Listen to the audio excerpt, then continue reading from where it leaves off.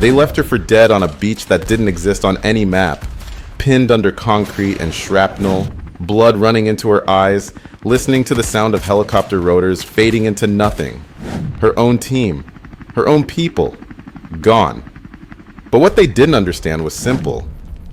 You can't kill someone who was already trained to die. And you definitely can't abandon someone who never learned the meaning of surrender. Before we show you how she crawled out of hell with nothing but a broken rifle and pure spite, make sure you hit that subscribe button and drop a comment telling us where you're watching from. Because when you see what she did next, you're going to understand why they call it the silent service. Some sounds you never forget. The death rattle of an engine cutting out in hostile waters. The wet slap of waves against a rubber hull when you're still 3 clicks from shore. The whispered curse of a team leader who knows his mission timeline just went to hell. Out. Captain Harlan's voice cut through the pre-dawn darkness like a blade. No hesitation, no discussion. Just the kind of order that separated operators from everyone else. The kind you follow even when your gut is screaming that something's wrong. Chief Petty Officer Mara Keating slipped over the side without a sound. The water hit her like a physical blow, North Atlantic cold that drove the breath from her lungs and turned her muscles to concrete. But she'd been swimming in water like this since she was 12 years old, following her grandfather's lobster traps off the Maine coast. Cold was just another enemy you learned to ignore. 22 years in the Navy, 15 of them with special operations. Mara had done extractions in Somalia, hostage rescue in the Philippines, and direct action raids in places that didn't officially exist. She'd pulled wounded Marines through 100 meters of open ground while mortars bracketed her position. She'd held a dying pilot's hand while calling in medical evac under heavy fire. She'd never lost anyone under her watch. Never. The beach was a slash of black sand against cliffs that looked like broken teeth. Above them, the village of Dakur, if you could call a collection of bombed-out fishing shacks a village, clung to the rocks like barnacles. Intel said the target was in the 3rd building from the harbor. A local informant with cartel connections and a briefcase full of names that could roll up the entire weapons pipeline from Central America to the Gulf Coast. Simple extraction. In and out. 40-minute window? Mara had heard that before. Simple missions were the ones that got you killed. She fell into rear security as the team moved inland, her rifle tight against her shoulder, eyes scanning the shadows between broken walls. The contractors flanking her were good, not Navy good, but solid. Men who'd done their time in uniform before chasing bigger paychecks in the private sector. They moved with the kind of loose discipline that came from experience. Weapons positioned professionally, spacing appropriate for the terrain. But Mara's instincts were screaming. The gully they were following was too perfect. Natural choke point, high ground on both sides, limited egress routes. Any decent tactician would mine it, pre-position shooters, and wait for someone exactly like them to walk into the trap. She tapped her thigh twice, Morse code for danger close. Harlan caught the signal, raised his fist, and the team froze. For 10 seconds, nobody moved, nobody breathed. Just 8 operators listening to the wind curl through broken stone and the distant crash of waves against rock. That's when she saw them. 4 locals emerged from the shadows ahead. Alaska, variants slung casually across their chests. Radio antennas bobbing from their rucksacks. The friendly militia escorts who were supposed to guide them to the target building. The same men who'd been briefed on their route, their timing, their extraction point. The same men whose eyes kept darting toward the Americans instead of scanning for threats. Mara felt ice crystallize in her stomach. Contact, 12 o'clock, whispered Davis, the youngest contractor on the team. Friendlies approaching. The militia leader raised his hand in greeting, teeth flashing white in the darkness. Americanos! This way, yes? Very close now. His English was too good, his smile too wide, and when he gestured toward a narrow cut between 2 buildings, Mara noticed his finger wasn't pointing toward the harbor. He was steering them inland, deeper into the maze of collapsed structures where visibility was limited and backup would never find them. She leaned close to Harlan's ear. Something's wrong. He gave her the look she'd seen 100 times before. The look that said she was being paranoid, that the mission had a timeline, that they didn't have the luxury of second-guessing every tactical decision. "Stay sharp," he murmured back. "But we're committed." That was the moment Mara knew they were all going to die. The explosion, when it came, wasn't dramatic. No fireball, no movie-style blast that lifted bodies into the air like rag dolls. Just a sharp crack that split the air apart, followed immediately by the whistle of shrapnel cutting through flesh and bone. Mara was diving before the echo faded. Pure muscle memory. 22 years of training compressed into a single heartbeat of reaction time. She hit the dirt as the world came apart around her. Concrete chips raining down like hail. Contact left, contact right. The voice, she thought it was Harlan, dissolved into the hammering of automatic weapons from 3 different directions. Muzzle flashes strobed from the rooftops, painting the gully in stark white and black. Bullets snapped overhead with the sound of angry wasps. She rolled left, bringing her rifle up, and caught sight of one of their friendly escorts pivoting his weapon toward Davis. Not panicked fire, not confused engagement. A deliberate targeting of American personnel. Betrayal. Mara's first 3 rounds took the traitor center mass, dropping him before he could complete his turn. But there were more. The other militia were firing into their flanks now, coordinated bursts that spoke of rehearsal and pre-planning. "Ambush! Fall back!" Harlan's voice cut through the chaos, but 2 contractors were already down. Morrison clutching his throat, crimson bubbling between his fingers. Stevens motionless in a spreading pool that looked black in the muzzle flash light. The kill zone was perfect. Entrances mined, exits blocked, high ground occupied. Someone had sold them out, handed over their route, and timing to people who specialized in making Americans disappear without a trace. Mara pushed up to one knee, suppressing the urge to check on the wounded. First rule of ambush survival: move or die. She laid down covering fire as the survivors bounded toward what looked like a gap in the encirclement, her rifle bucking against her shoulder with each controlled burst. That's when the second charge detonated, not under her feet, under the building to her right. The entire structure pancaked in on itself, tons of concrete and rebar collapsing into the narrow alley where she'd been positioned. The blast wave picked her up and slammed her sideways into a wall, driving the air from her lungs and filling her vision with dancing sparks. She tried to push up, tried to move, but her left arm was pinned under a chunk of masonry the size of a refrigerator. Blood ran warm down her forehead from where something sharp had kissed her scalp. Her rifle was gone, bent barrel twisted at an impossible angle 15 feet away. Through the dust and smoke, she caught glimpses of the others retreating toward the extraction point. Harlan dragging someone who might have been Chen. Rodriguez, returning fire from behind an overturned car. The sharp crack of an M4 on full auto, then the deeper rattle of AK fire answering back. She tried to shout to call out her position, but only managed a wet cough that brought the taste of copper to her throat. The weight on her arm was enormous, crushing. Every breath sent fire through ribs that might or might not be broken, and then she heard it, the distinctive whoop, whoop, whoop of rotor blades echoing off the canyon walls, the cavalry arriving exactly on schedule to pull the survivors out of hell. She turned her head toward the sound and saw the Blackhawk settling into the LZ.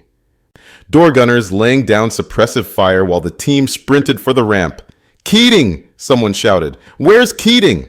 She tried to wave, tried to signal, but the debris shifted and pain like white lightning tore through her shoulder. All she could do was watch as her teammates loaded wounded, did a head count, and made the decision that would define the rest of her life. The helicopter lifted off with 7 men aboard. She wasn't one of them. As the sound of rotors faded into the distance, Chief Petty Officer Mara Keating lay pinned under half a ton of concrete and understood a truth that no amount of training could have prepared her for. She was alone in hostile territory, left for dead by her own people, and if she wanted to see home again, she was going to have to crawl there herself.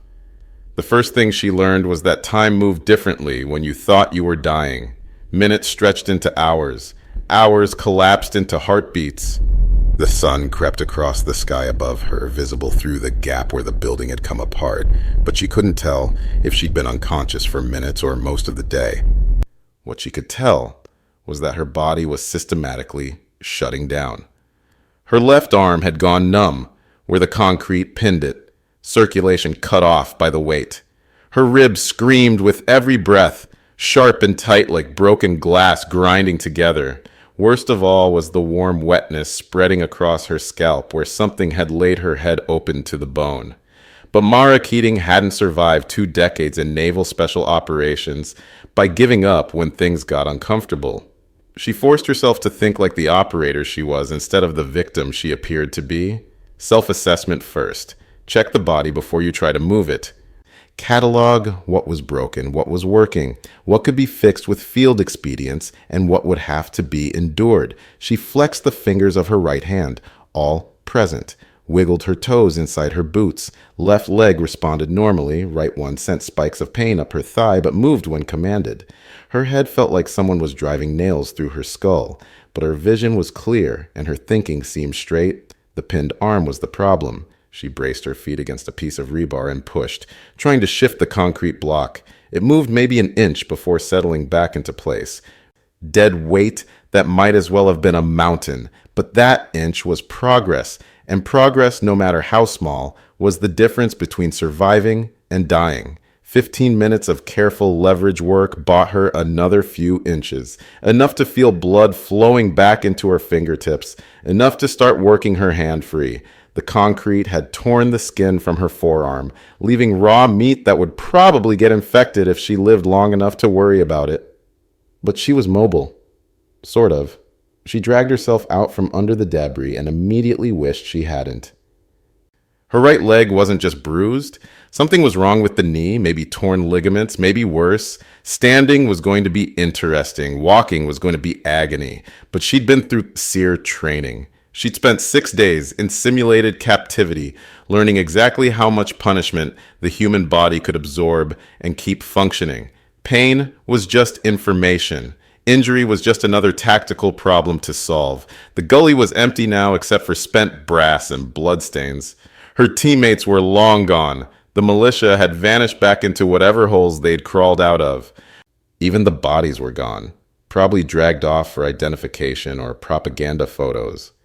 She was alone with the sound of wind whistling through broken stone and the distant crash of waves against the cliffs. Somewhere out there, boats were heading back to their mothership, radios were crackling with mission reports, and Chief Petty Officer Mara Keating was being officially listed as killed in action. Which gave her exactly one advantage. Nobody would be looking for her. She salvaged what she could from the wreckage. Her rifle was destroyed, but she found a half-empty magazine that had been thrown clear, a field dressing from her medical kit, soggy with blood but still sterile. The blade from her fighting knife, handle snapped, but steel still sharp. Most importantly, she found her emergency radio buried under a pile of masonry.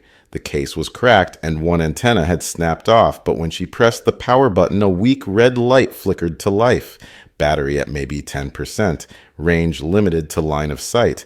But it was a connection to the world beyond this godforsaken beach, and right now, that made it more valuable than gold. She wrapped the field dressing around her torn forearm, used strips of fabric cut from her undershirt to improvise a knee brace, and started moving. Not toward the extraction point. That would be watched now, not toward the village. That was where the militia would expect her to go. Instead, she headed for the cliffs. If she was going to survive long enough for rescue, she needed high ground, concealment, and a clear shot at the horizon for radio transmission. The old Soviet listening post that Intel had mentioned in their briefing was still up there somewhere, probably abandoned for decades but built to last. All she had to do was climb a 100-foot cliff face with a busted knee and one working arm. Mara looked up at the rocks, then down at her improvised bandages, then back up at the rocks. "Well," she said aloud, her voice hoarse but steady, "this ought to be fun." And she started climbing. The cliff face was a vertical maze of handholds and death traps, loose stone that crumbled away under her weight in gaps wide enough to swallow a careless foot. Under normal circumstances, it would have been a challenging but manageable climb for someone in peak physical condition. These weren't normal circumstances. Every pull with her injured arm sent fire through her shoulder.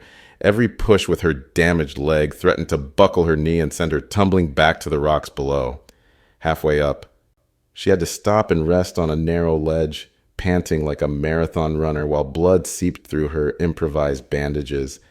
But she kept climbing because the alternative was lying down in the rubble and waiting to die, and Mara Keating had never waited for anything in her life. The bunker, when she finally found it, looked like something out of a Cold War nightmare. Thick concrete walls pocked with bullet holes, a steel door hanging crooked on rusted hinges, Cyrillic letters spray-painted across the entrance in fading red. Inside, it smelled like rust and rat droppings and the kind of damp that seeped into your bones and stayed there. It was perfect. She dragged herself through the doorway and immediately started working. The radio equipment was long dead, stripped by scavengers or destroyed by weather, but the copper wiring was still there, coiled in the walls like metallic veins, and where there was copper, there was the possibility of communication. Her emergency radio had been built for battlefield conditions, designed to boost its signal by piggybacking on whatever conductive material was available. She stripped wire from the wall conduits, twisted it into a crude antenna, and lashed it to the broken stub of the radio's original whip. When she pressed the transmit button, she felt the faintest vibration run through her fingers. A pulse, weak but detectable, maybe strong enough to reach friendly ears if they were listening on the right frequencies.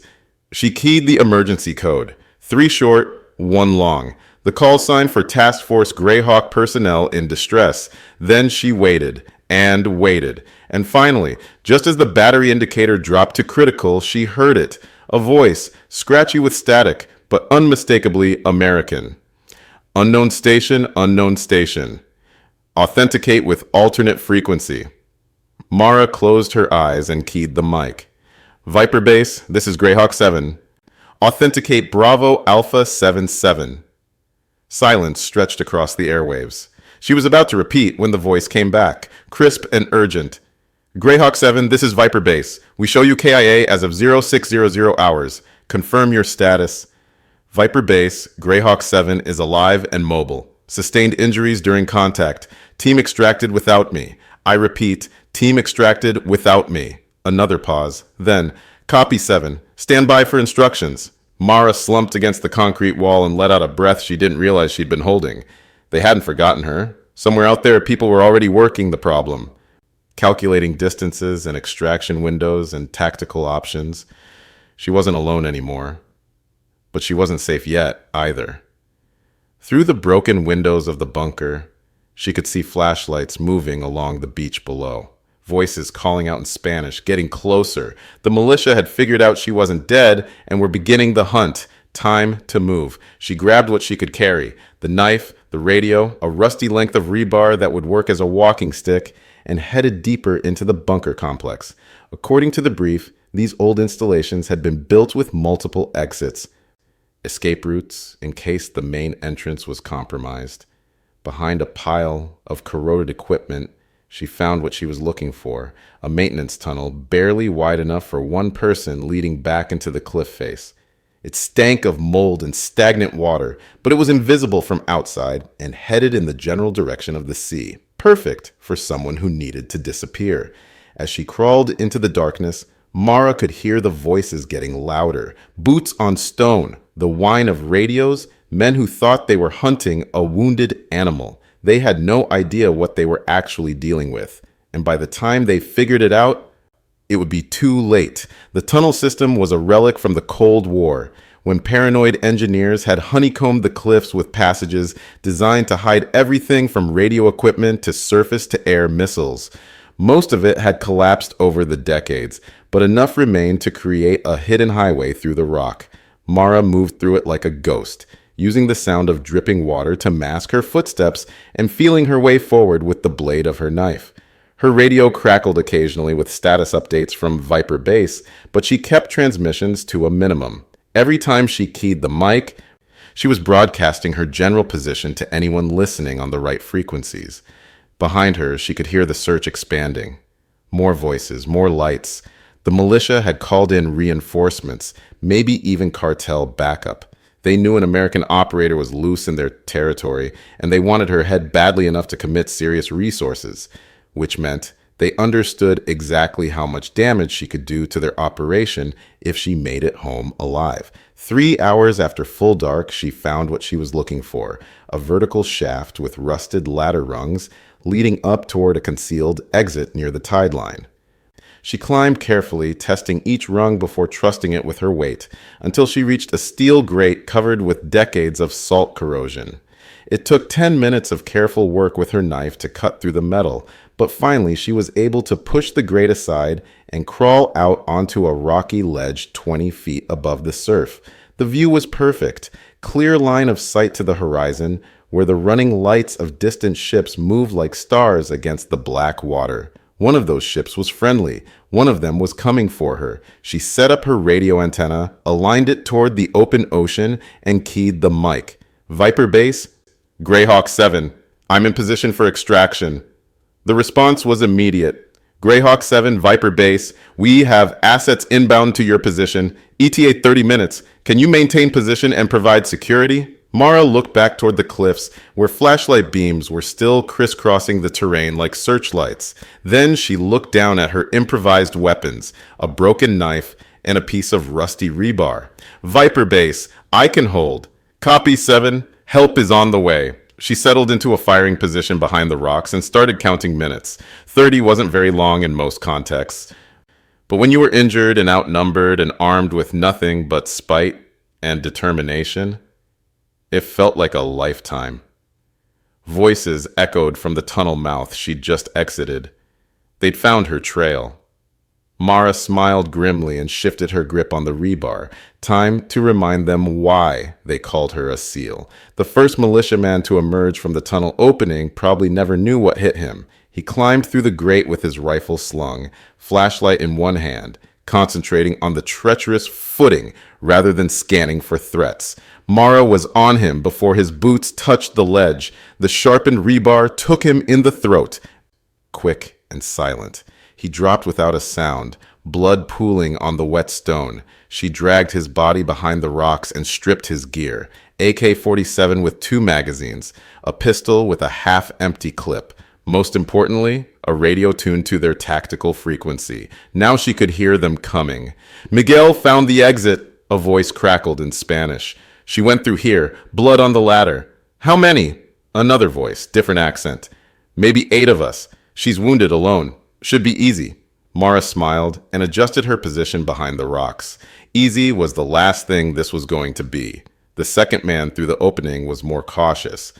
Rifle up, scanning the ledge before committing to the climb, but he was backlit against the tunnel mouth, and Mara had been shooting targets in worse light since before he was born. The AK coughed once, and he tumbled back into the darkness. Shouts erupted from below, panic fire sprayed from the tunnel, muzzle flashes strobing wildly, but they couldn't see her position, and she wasn't wasting ammunition on blind shots. She keyed the captured radio and spoke in perfect Spanish.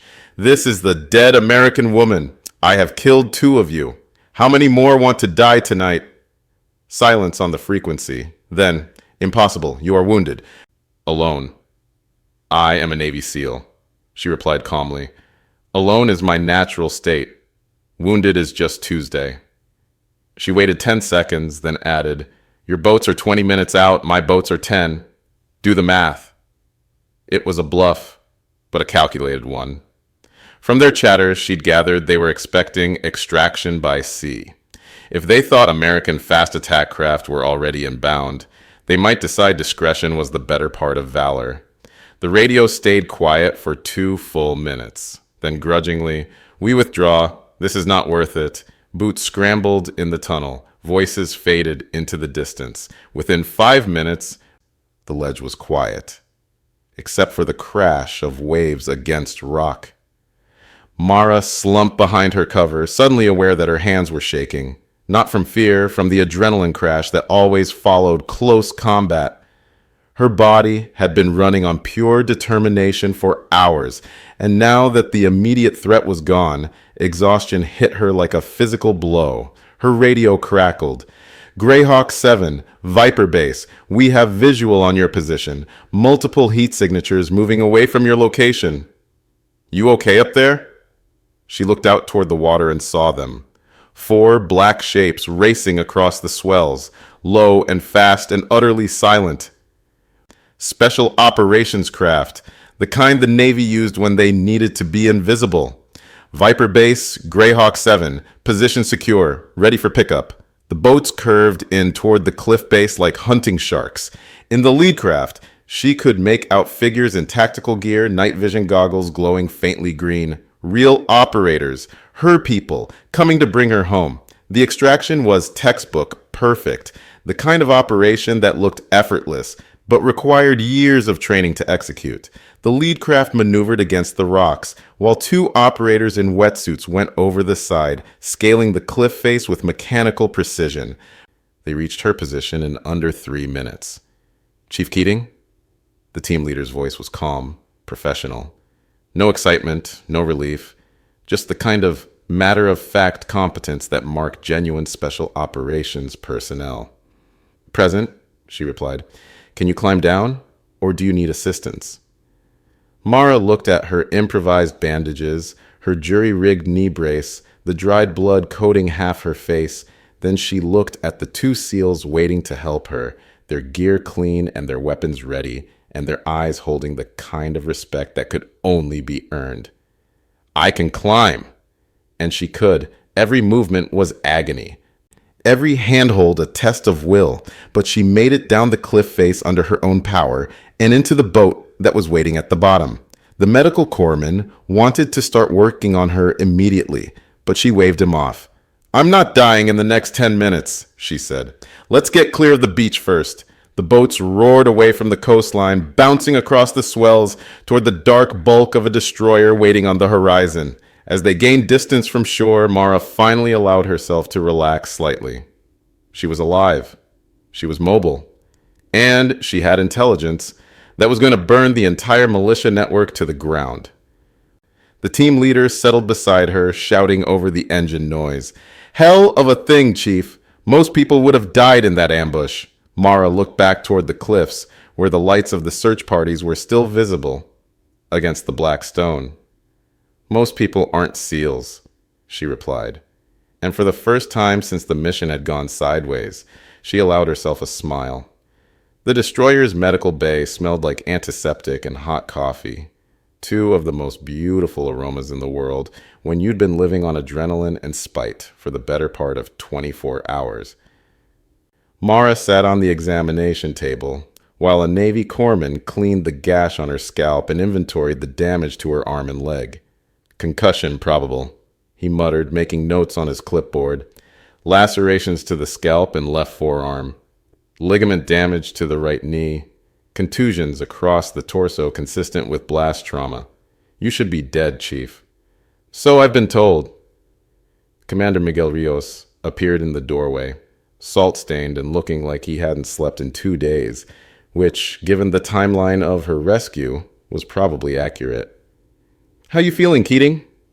Like I got hit by a building, which technically, I did. She gestured toward the chair across from the examination table. But I'll live, more than I can say for the militia cell that sold us out. Rios settled into the chair and pulled out a digital recorder. Ready to debrief? Been ready for hours. For the next 90 minutes, Mara walked him through everything.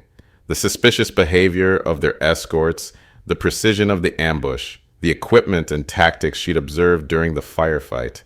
Most importantly, she provided detailed descriptions of the men who'd betrayed them, their radio frequencies, and the intelligence she'd overheard about their command structure.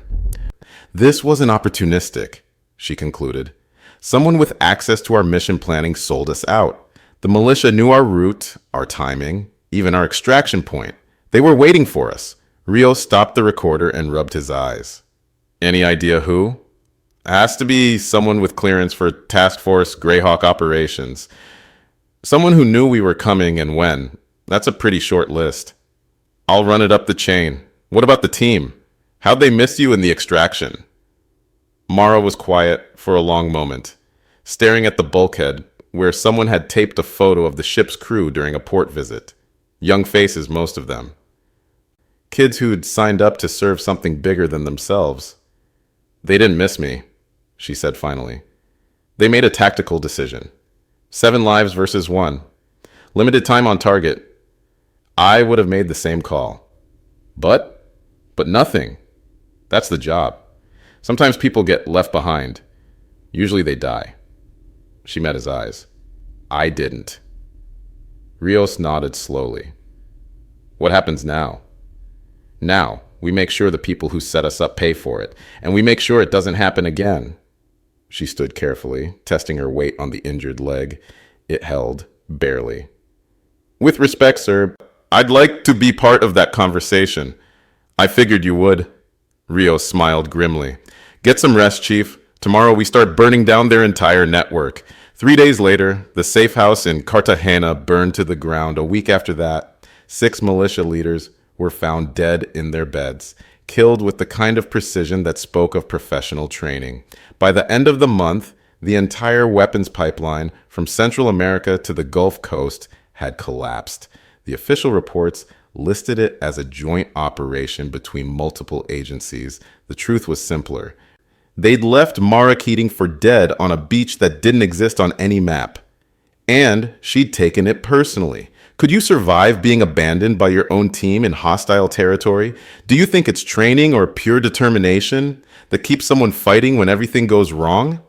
Drop your thoughts in the comments. I read every single one. And if this story reminded you that some people are forged from different steel, smash that like button and subscribe for daily uploads. Share this with someone who needs to remember that being left behind doesn't mean being left out. Because sometimes the most dangerous person in the room is the one everyone thought was already dead. Your next story is queued up and waiting. Same time tomorrow, right here. I'll see you there.